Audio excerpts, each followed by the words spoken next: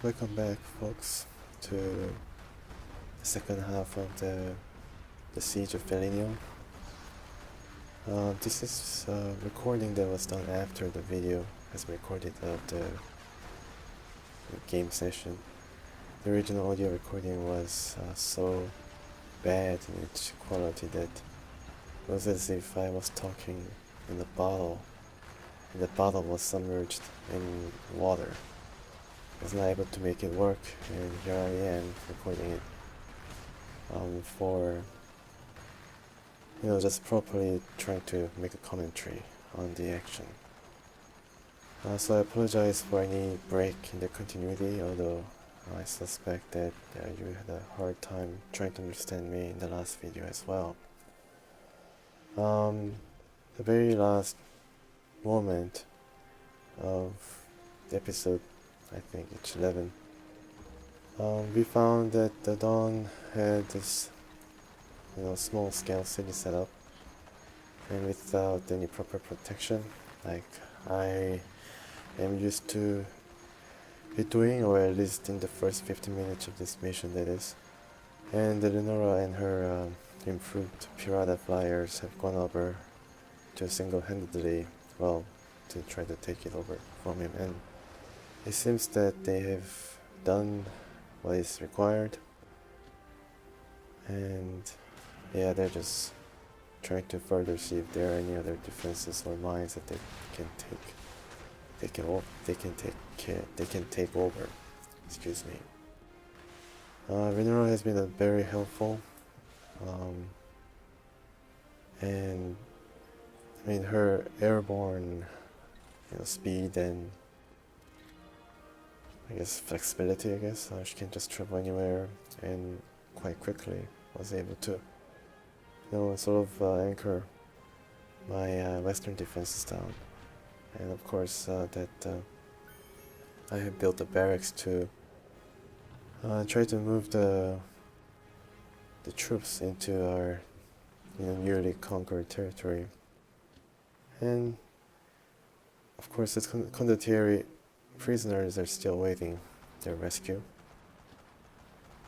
And as if on cue, the Dawn was trying to see if his dirigible can transport his troops, and then basically counter our advances. And I built defense tower and a mine to try to properly set up the city. And the airdrome that I have taken from the Dawn have been very useful. Actually, the Pirata flyers produced their or improved version, and it seems that new prototype is available, so I've chosen to make it easier for our troops to be able to take over a structure and be more efficient when storming cities.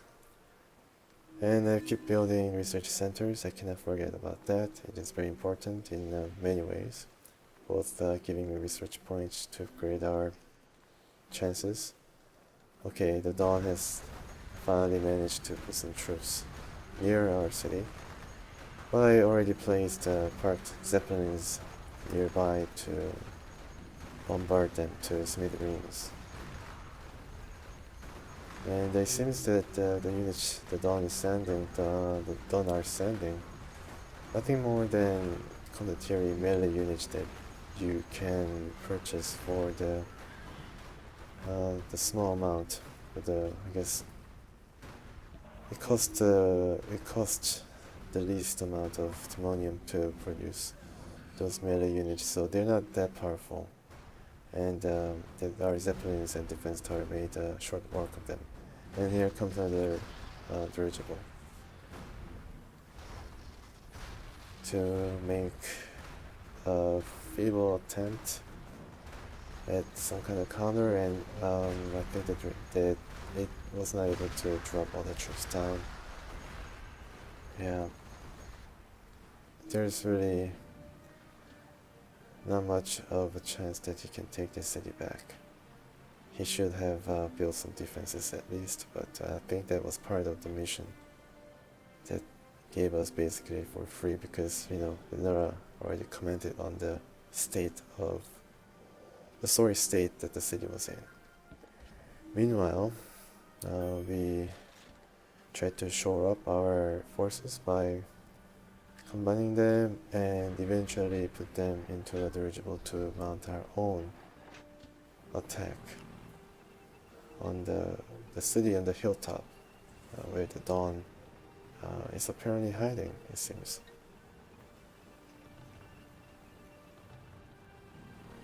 The dirigible has a high capacity transport limit, and I mentioned in the previous episodes that this RTS has somewhat better scaling in terms of unit proportions. In games like StarCraft, battle cruisers are supposed to be monumentally larger than a soldier, but in gameplay wise, it's not as as large as is portrayed in cinematic and in promotional pictures. And I thought that the Rise of Legends had a pretty good proportion, but dirigible kind of breaks the immersion there by hoarding like hundreds of troops in each hall. And the scout is basically trying to see how many or how much defense is around the prison that we need to break the condottieri out. And it seems they have a very scant forces guarding them, and one of its aerodromes is basically an island unto itself, surrounded by our own territory. I was wondering, territory in of itself is very important, as it gives us bonus in terms of health benefits and whatnot. But I also thought that, like in Civ 4, we might be able to take over the structures outright when the influence of those territories become too large. But unfortunately, you don't see that kind of dynamic in this game. But like the airdrome that was surrounded by our territory, basically is dooming the units produced from there to attrition right after it's being produced. So I guess it's not going to be it's not going to be that useful. Speaking of Civilization, this game was developed by Big Huge Games, and one of its founders was Brian Reynolds, and he was responsible chiefly, from what I remember, for Civ 2, which in my opinion, is one of the greatest strategy games ever made, and also Alpha Centauri, which also in my opinion is one of the greatest strategy games ever designed. Brian Reynolds, from what I last heard of him, had worked at Zynga, of Facebook games fame, and in the few days ago I heard that he quit Zynga to work on even smaller games. I guess trying to work on the larger, basically growing market in iOS and Android App Store. I hope Brian comes back to RTS gaming design and maybe apply his knowledge he gathered, or he has an extensive knowledge, I no doubt, to bring RTS or RTS style gaming to maybe iOS, or even turn-based strategy games. I think that'd be pretty awesome.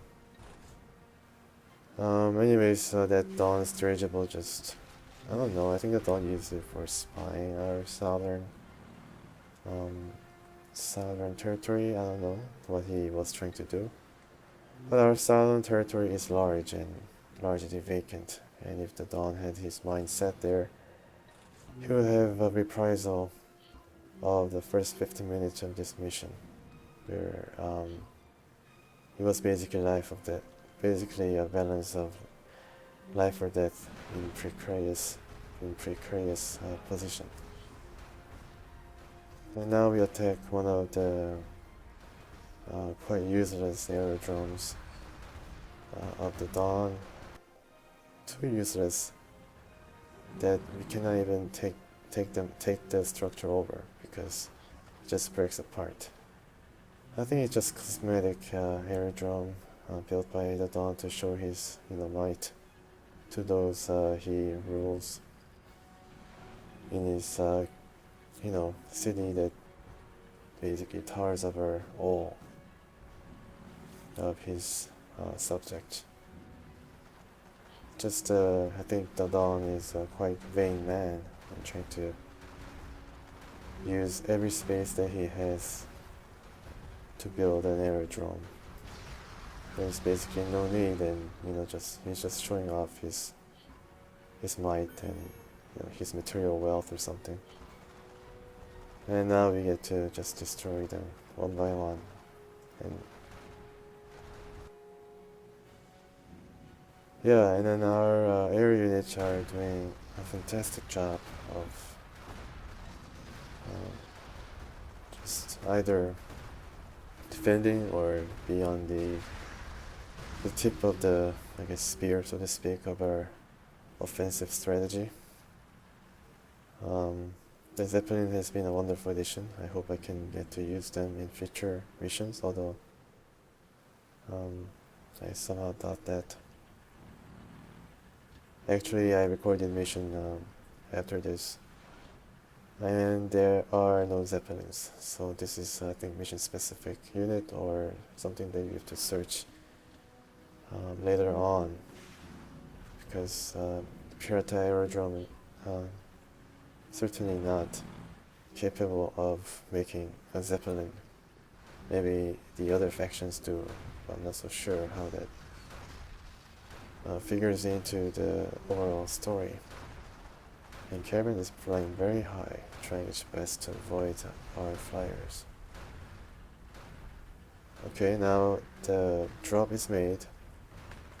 Dirigible is laying a huge sized troops.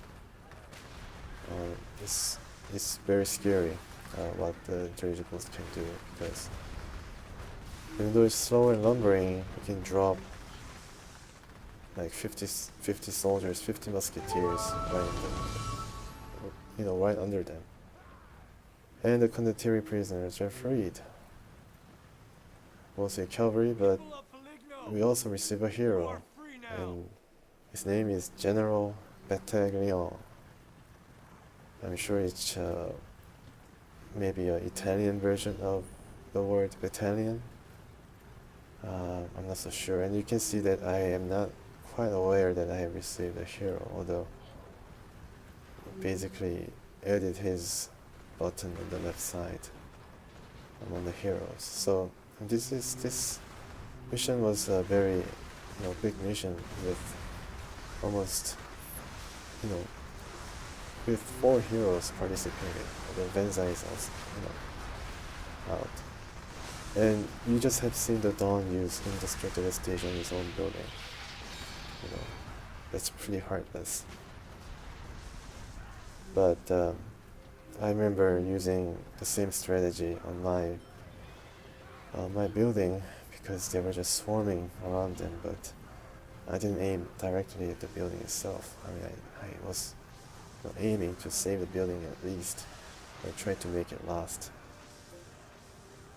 So Dawn is using scorched earth tactics now, and that is a sign of sheer desperation. And he might have surrendered by now, but I guess in his dictionary there is no term like surrender.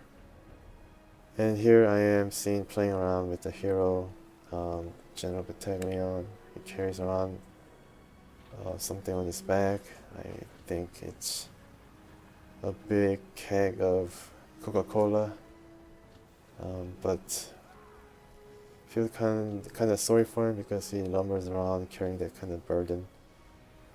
He has siege shot, something called siege shot. They can destroy buildings' defenses, or cities' defenses by 500 in one shot, I believe. And he has something called grape shot or something like that that can deliver some wide range destruction in his wake. And he's twice as big as any other soldier, so I guess he doesn't really mind carrying that kind of a big powder keg, it seems, around. And Donis keep sending these weak units at me, and he's, I think, trying to aim for my defense tower and mines, but my miners are armed, so they're quite resilient and can survive a couple of, you know, melee attacks from the condottieri. Not the finest, but the most numerous. Um, yeah, and it was nice of me to, foresee that Dawn is going to send some of the forces straight down the middle, and I left some forces nearby, and now the guys responsible for breaking out the prisoners are coming back, and kinda annoyed that the Dawn is not giving up. Because he's losing his inns, and his prisons, and his aerodromes, his soldiers, his money, and his timonium. And yeah, I'm building a great city, it seems. Or is preparing to build a great city. And let's go see what's up in the Dawn's neighborhood. Dawn's side of the neighborhood. Yeah, I find the clockwork units and all those things are basically directly, if not outright, kind of ripped from the sketchbooks of Da Vinci, or at least heavily inspired from them. And I think Da Vinci's, fancies and steampunk go surprisingly well together. And I'm really, appreciative of the fact that they actually made the designs consistent and meshed together so well. And the defense tower there is, smoking. I guess one of my stray area units went there, a bit too eager and did not survive the encounter, but at least managed to destroy some part of the defense tower and show us that the location of the structure. So dirigible is, I think it's empty, but it's soon to be carrying the last task force. The planes are keep climbing the mountain, and Dodge can probably, not the Dodge, but Dom can probably see the end coming for him sooner or later. His city is a great city scale in terms of size, and the troops are still crawling around it, but I don't see any flying units or any kind of a threat, imminent threat, or clear present danger. And yeah, these guys are just quickening their demise by engaging our forces in such an exposed position. And we have another inn. I bet that was Don Scaria's second favorite inn, with its view of the townships that he lords over, but that is going to be no more. Yeah, I find commentary during just watching the video of my exploits rather calming experience. It's not that I know the outcome, but I can sort of, gather my thoughts and constructively organize what I'm going to comment on. So you find that I comment on some things that are not spontaneous, so that it's a few seconds after the unit has been captured, but I'm going to comment it now. And there's also the mine down there. Probably the inn was for the miners, and probably the miners had nowhere to go to sleep. And it's a sad thought. Dirigibles are coming, dropping what seems to be 3 loads of soldiers that probably were the ones that we saw crawling nearby. And a bit of a skip here. I'm not so sure what happened. But I already built smelter there, or scrapyard it seems, and basically keep producing.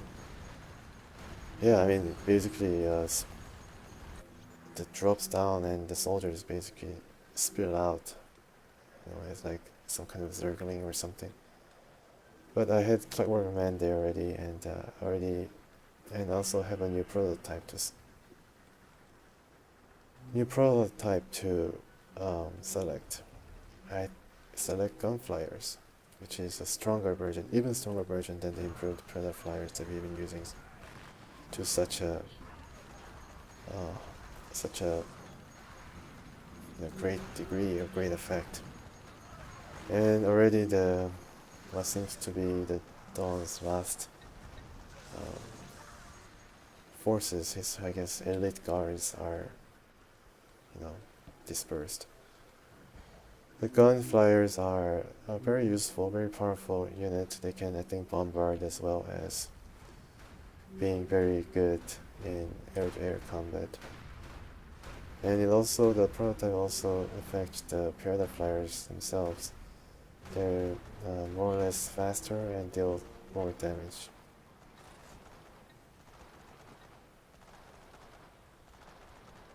Yeah, we got the mine also, and I think the Dawn's basically left with 2 mines, I think, 2 Timonium mines. Yeah, there's one other mine for the Dawn, and it's going to be in immediate danger with the new gunships now available.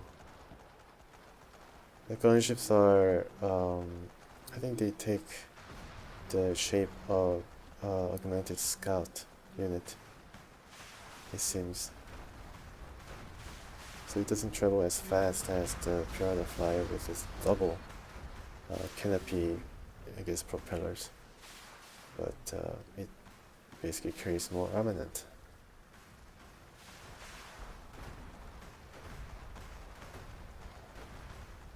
And it's about time. We just know that the inns are basically still on fire. And I still have excess research points that I'm not using right now. I think I was just too busy controlling the units on screen and not really getting my eyes off of them. Yeah, and we are ordering the dirigibles to transport Clockwork Man and others to prepare for the final assault on the mountain fortress or city of the dawn. And my miners have not been, in any way killed by the last onslaught. The Juggernaut enters the dirigible. Very surprising given how large it is. I guess it has a clockwork function where it collapses upon itself, or most of its volume is filled with air or something. But the dirigible is the biggest immersion breaker in Rise of Legends. It should be a bit bigger or something, but I'm not so sure. I don't really care. It's basically a very little quibble on my part.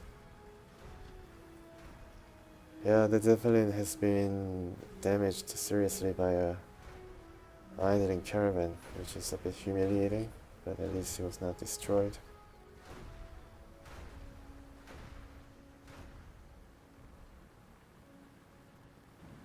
Yeah, still trying to get my act together and load our troops into the dirigible. One hero has been loaded, and Giacomo will be face to face with the Dawn in no time. There is Carlini also joining General Battaglion, a whole slew of different units.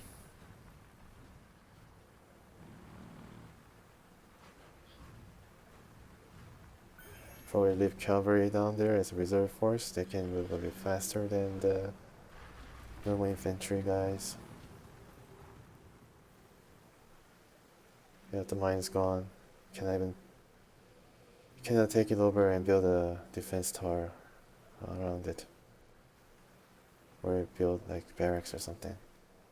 It wants to.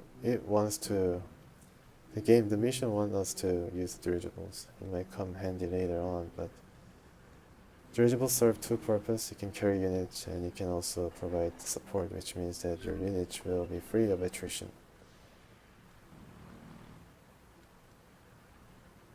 Okay. So I think I loaded my two siege engines into one dirigible, and the siege engines actually take up a lot of space. Maybe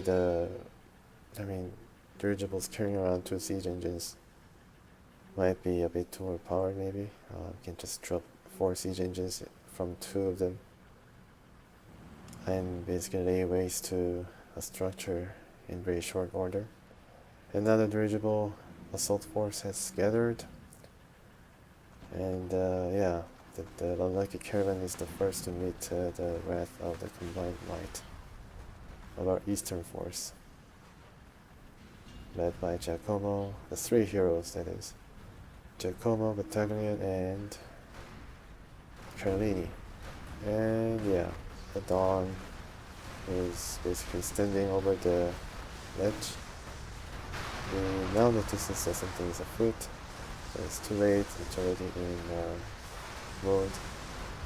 storming mode, and I use the turret here and industrial devastation for the final piece of the firework.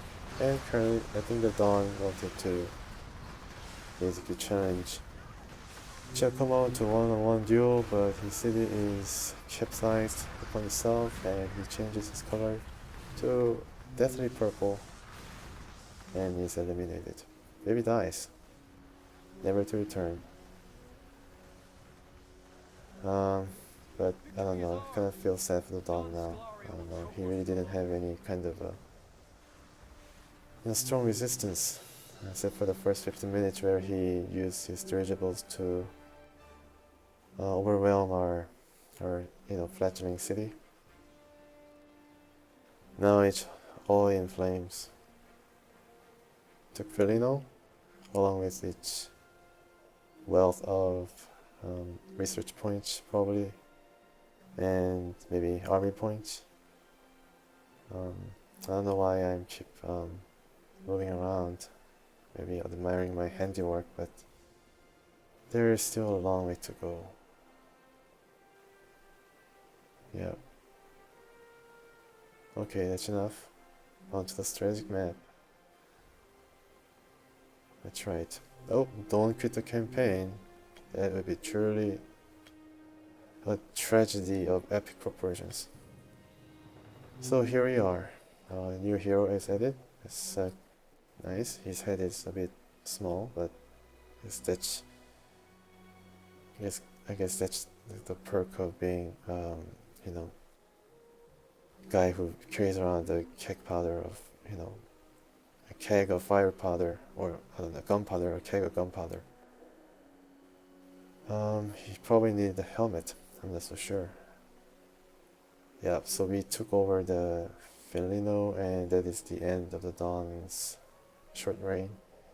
His sickly green territories are erased from the map. Now we are free to take over his what was once his territory, but the Dawn started to move. So he moved one space down to face us and take over what was left of the Scalario's holdings. Now we have a few choices. We can first the hero powers. Yes, we have 6 hero powers. We can upgrade this guy. He has some nice siege abilities. We can upgrade our heroes who we use the most. We are interested in Carlini's scope, which extends his range. But I think I decided to leave it for another day, another episode. Now the Dawn is moving and the Doge is moving, and with him probably brings some fierce units, you know, the least of which is Walker with that beam weapon equipped.